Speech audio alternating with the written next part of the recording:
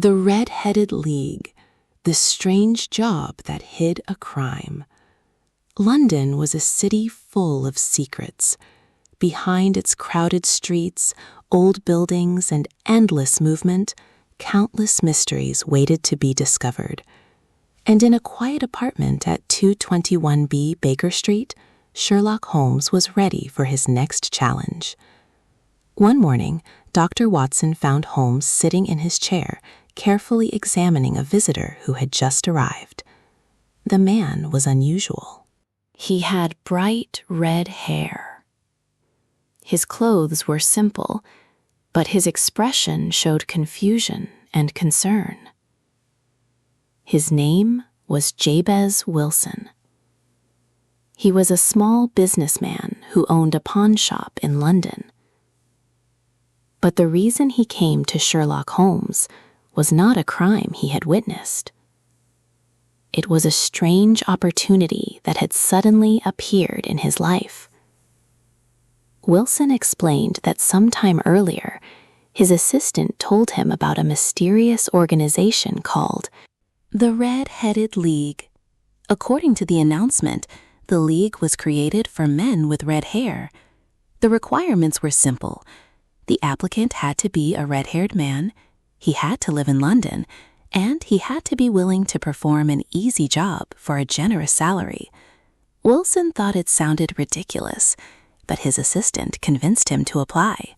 When Wilson arrived at the office of the league, he found dozens of other red-haired men hoping to receive the position. However, something strange happened. The moment the officials saw Wilson, they immediately selected him. They told him he was the perfect candidate. His task was simple. Every day, he only had to sit inside an office and copy pages from an encyclopedia. Nothing more. No difficult work. No danger. Just 4 hours of writing each day. And in return, he received a very generous payment. For weeks, Wilson followed the instructions. He arrived at the office every morning, he sat down, and he copied text. But then, one day, something impossible happened. Wilson arrived at the office as usual, but the door was locked. A sign was hanging outside. It contained only a few words. The Red-Headed League has been dissolved. The strange organization had disappeared. The job was gone, and the people behind it had vanished without explanation. Wilson could not understand. Why would anyone create such a strange job? Why choose him? Why pay him money just to sit and write? To most people, it was simply a bizarre story. But to Sherlock Holmes, a strange story was usually the beginning of a great mystery. Holmes listened carefully. He did not focus on the red hair. He did not focus on the unusual organization. He focused on one question. Who benefits from this? Because behind every mystery, there was always a reason. And Sherlock Holmes was about to discover that the strangest job in London was hiding a much darker plan. The hidden plan behind the strange job. Sherlock Holmes sat quietly as Jabez Wilson finished his story. Many people would have laughed at such a strange situation. A fake organization. A mysterious job. A man paid to do nothing but copy words from a book. But Holmes did not laugh. He knew that unusual events often contained the most important clues. The great detective began asking questions. Small questions. Simple questions. But every question had a purpose. How long had the job lasted? Who had created the league? Where was the office located? Who had recommended it? And most importantly, where was the assistant during all of this? When Wilson mentioned his assistant, Holmes became more interested. The assistant's name was Vincent Spaulding. He was young, intelligent, and strangely willing to work for a very low salary. At first glance, this seemed normal. But Holmes noticed something unusual. A man with Spaulding's abilities should have been able to find a much better position. Why would someone so capable choose to work in a small pawn shop for almost no money? There had to be a reason. Holmes then examined another detail. The Red-Headed League had not been created to help Wilson. It had been created to remove him from his shop for several hours every day. That was the true purpose. Someone wanted Wilson away from his business. Someone needed him gone. The mystery was becoming clearer. Holmes visited Wilson's pawn shop with Dr. Watson. He carefully observed the building. From the outside, it looked ordinary, a small shop in a busy London street. Nothing unusual. But Holmes never judged a place by appearance. He studied the surroundings, the location, the nearby buildings, the people moving through the area. Then he noticed something important. Behind Wilson's shop was another building, a bank, a large and wealthy bank. Suddenly, the strange job began to make sense. A man was being paid to stay away from his own shop because someone needed time. Time to work beneath the building. Time to create a hidden path. Time to prepare a crime. Holmes understood that the Red-Headed League was not a harmless joke. It was a carefully designed distraction. A clever criminal plan disguised as a ridiculous opportunity. The criminals had chosen Wilson because of one simple reason. He had a shop located in the perfect place. And his assistant had made sure he would be away every day. Holmes looked at Watson. The case was no longer about a strange organization. It was about a robbery. A robbery that had not happened yet. The criminals were still preparing. And now Sherlock Holmes had one advantage they did not know about. He was watching them.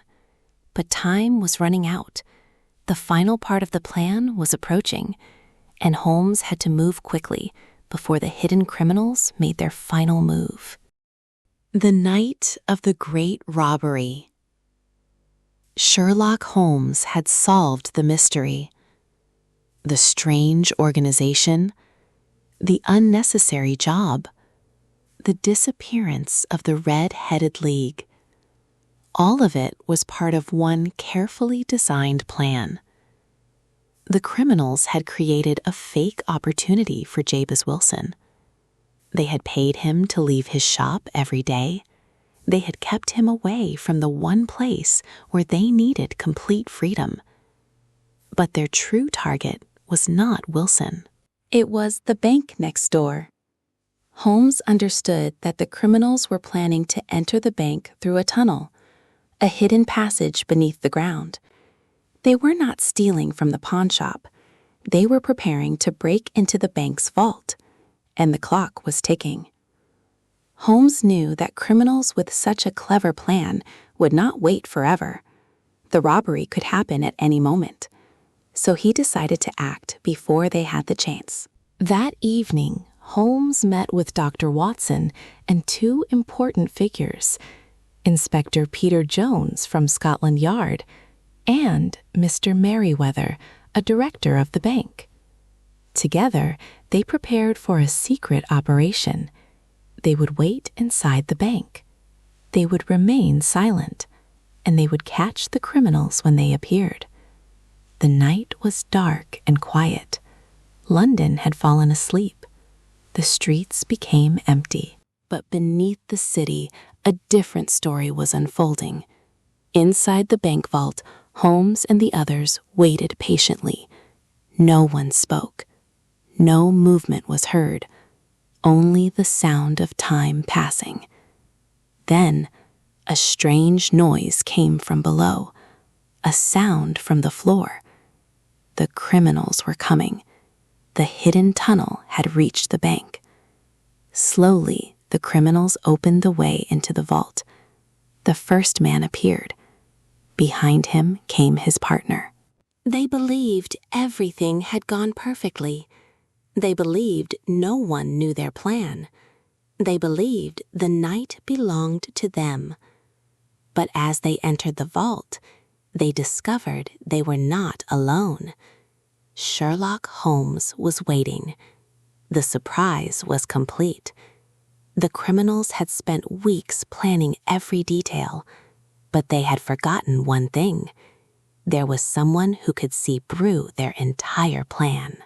Someone who could find the truth hidden behind every lie. Sherlock Holmes. The robbery that was supposed to be one of the greatest crimes in London was stopped before it even began.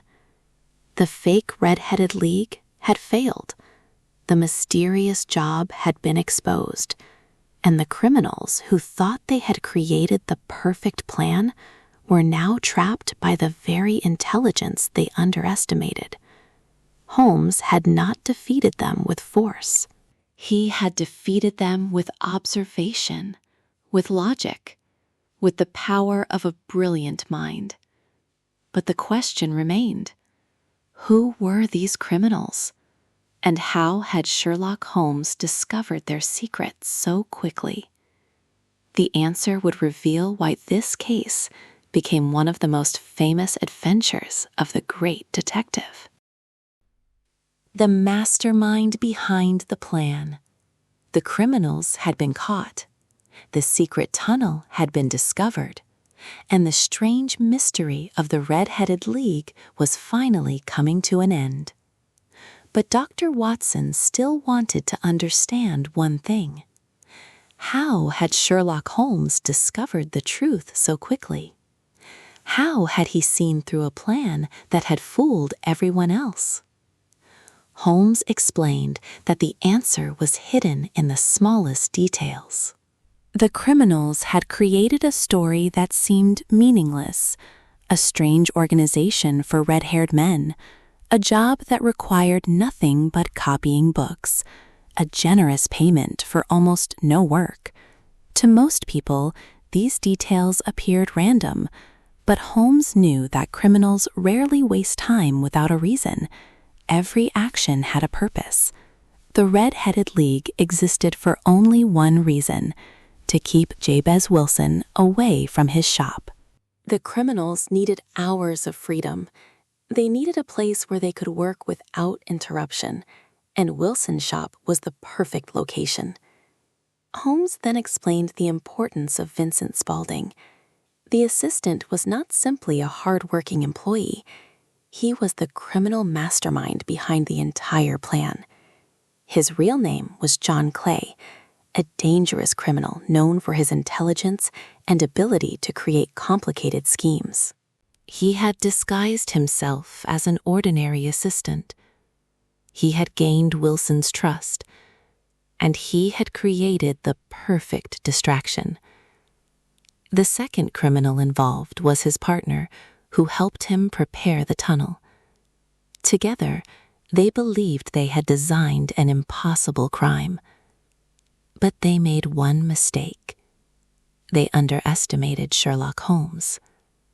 Holmes revealed that he had recognized the signs from the beginning: the unusual payment, the strange working hours, the location of the shop, the assistant's behavior. Each clue alone meant little, but when placed together, they created the complete picture.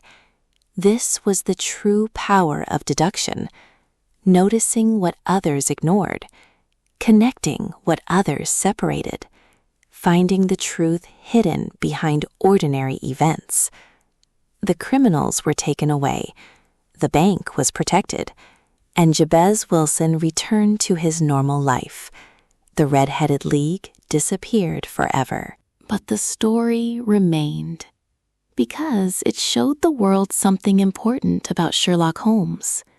He did not need dramatic evidence. He did not need luck. He only needed his mind. A simple job, a strange organization, and a few forgotten clues were enough for the greatest detective in London to uncover a criminal plan. For Sherlock Holmes, every mystery had an answer, and every answer began with one thing: observation.